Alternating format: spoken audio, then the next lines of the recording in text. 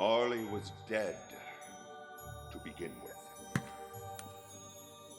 There is no doubt whatever about that. The register of his burial was signed by the clergyman, the clerk, the undertaker, and the chief mourner. Scrooge signed it, and Scrooge's name was good upon change for anything he chose to put his hand to. Old Marley was dead as a doornail. Mind, well, I don't mean to say that I know of my own knowledge what there is particularly dead about a doornail. I might have been inclined myself to regard a coffin nail as the deadest piece of ironmongery in the trade.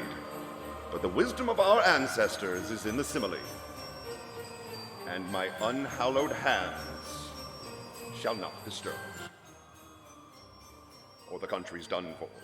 You will therefore permit me to repeat emphatically that Marley was dead as a doornail. Scrooge knew he was dead? Well, of course he did. How could it be otherwise?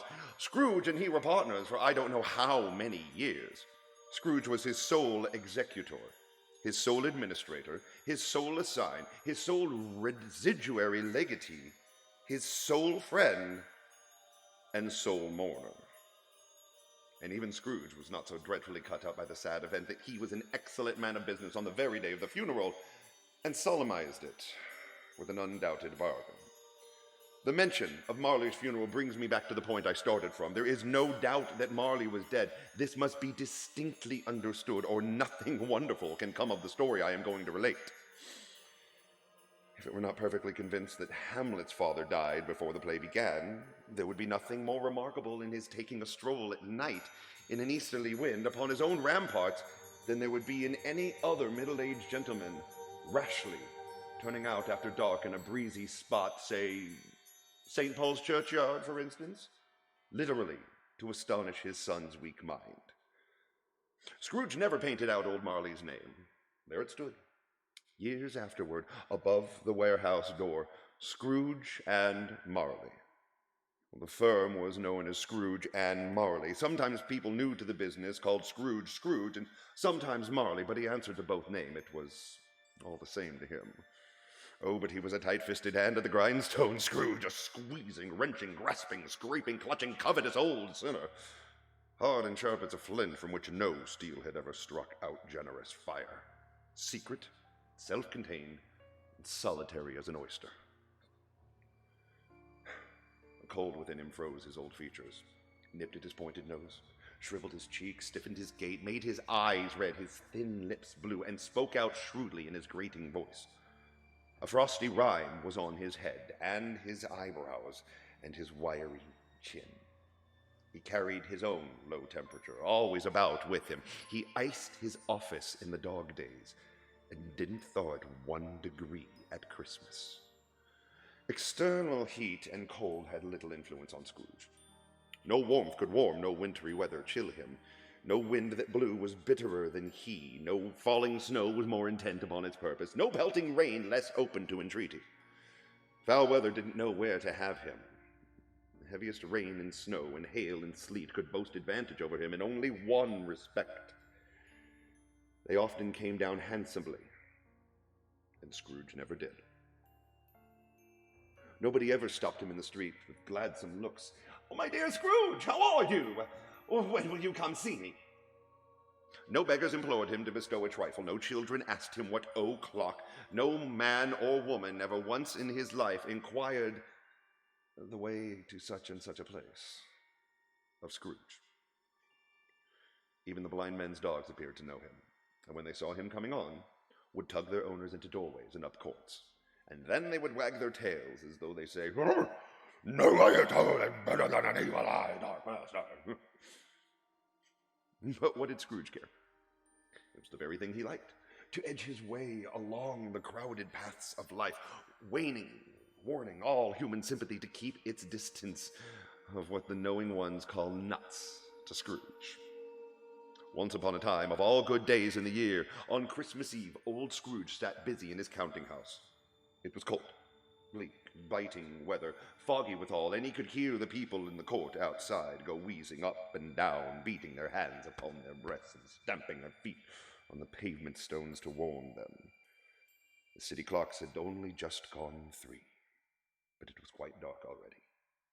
It had not been light all day, and candles were flaring in the windows of the neighboring offices like ruddy smears upon the palpable brown air.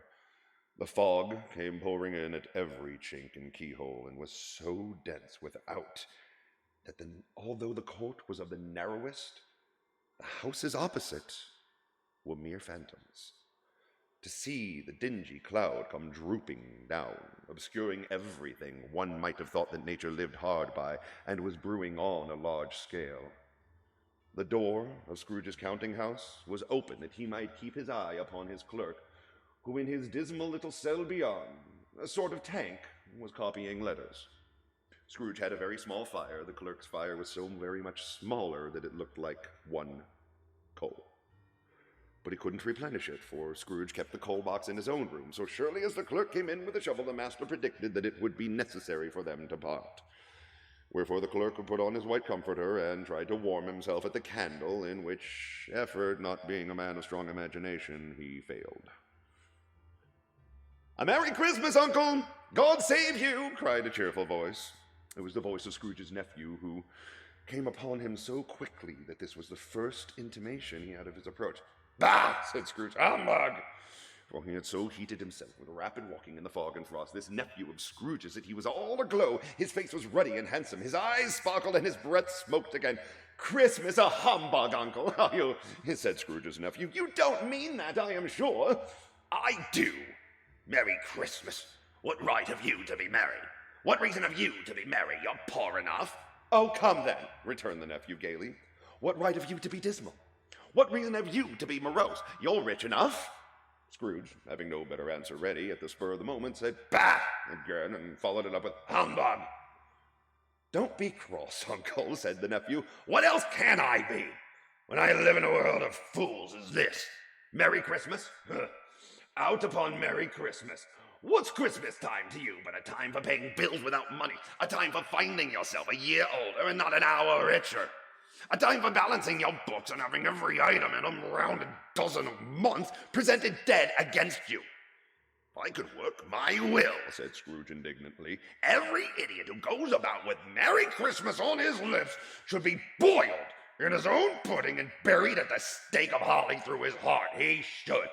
"Uncle!" pleaded the nephew. "Nephew!" returned the uncle sternly. "Keep Christmas time in your own way. Let me keep it in mine." "Keep it?" repeated Scrooge's nephew. "But you don't keep it." "Let me leave it alone, then," said Scrooge. "Much good may it do you. Much good has it ever done you. There are many things from which I might have derived good, by which I have not profited, I dare say," returned the nephew.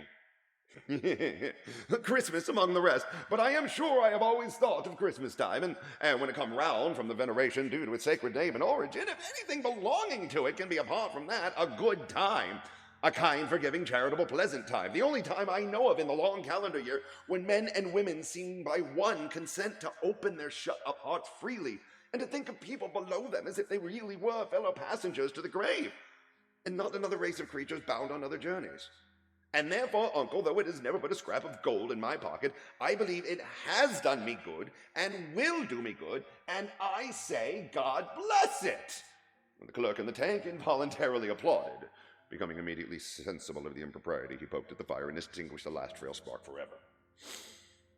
"Let me hear another sound from you," said Scrooge, "and you'll keep your Christmas by losing your situation. You're quite the powerful speaker, sir," he added, turning to his nephew. "I wonder you didn't go into Parliament." "Now don't be angry, Uncle. Come, dine with us tomorrow." Scrooge said that he would see him. Yes, indeed he did. He went the whole length of the expression and said that he would see him in the extremity first.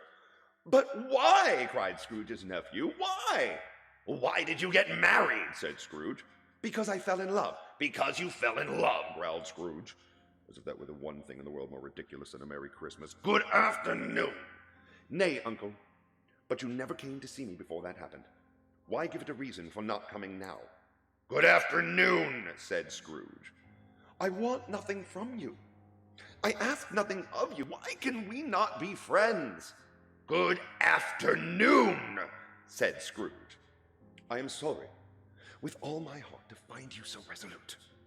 We have never had any quarrel to which I have been a party, but I have made the trial in homage to Christmas, and I'll keep my Christmas humor to the last, so a Merry Christmas, Uncle. Good afternoon, said Scrooge, and a Happy New Year. Good afternoon, said Scrooge. His nephew left the room without an angry word, notwithstanding. He stopped at the outer door to bestow greetings on the season of the clerk, who, cold as he was warmer than Scrooge, for he returned them cordially. There's another fellow, muttered Scrooge, who overheard him. My clerk with 15 shillings a week, and a wife and family, talking about a Merry Christmas. I'll retire to Bedlam. And this lunatic, in letting Scrooge's nephew out, had let 2 other people in. They were portly gentlemen, pleasant to behold, and now stood with their hats off in Scrooge's office. They had books and papers in their hands, and bowed to him.